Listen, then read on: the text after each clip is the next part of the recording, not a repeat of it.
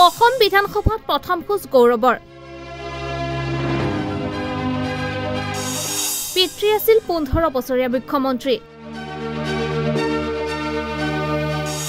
কিন্তু এবাৰো দেখা নাছিল বিধানসভা প্ৰদেশ কংগ্ৰেছৰ সভাপতি হৈয়ে গল বিধানসভালৈ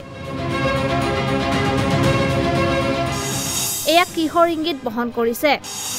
ৰাইজৰ মাজত ঘনীভূত হৈছে সন্দেহ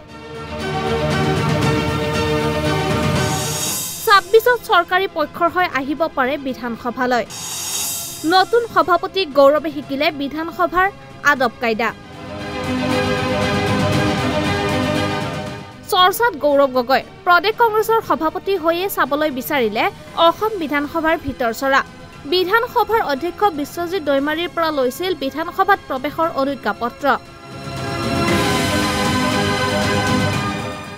সোমবাৰে এদিনীয়া অসম বিধানসভাৰ কামকাজ পৰ্যবেক্ষণ কৰি শেষৰ অন্তত কংগ্ৰেছ বিধায়িনী দলৰ সদস্য সহিত অধ্যক্ষ বিশ্বজিৎ দৈমাৰীৰ সৈতে সৌজন্যতামূলক আলোচনাত বহে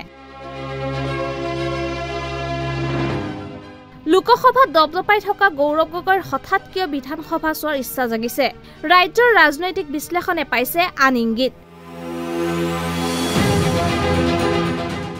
সভাপতি নিৰ্বাচিত হৈয়ে বিধানসভা চাবলৈ অহা ঘটনাই গৌৰৱৰ আত্মবিশ্বাসৰ কথাকে প্ৰতিফলিত কৰিছে নিজৰ স্বাৰ্থ সিদ্ধিৰ বাবে কংগ্ৰেছৰ নেতাসকলৰ মাজত হোৱা আফলা নীতিক গৌৰৱে কিদৰে জোৰা লগাই নিৰ্বাচনী যুঁজত অৱতীৰ্ণ হ'ব সেইটো হ'ব লক্ষণীয়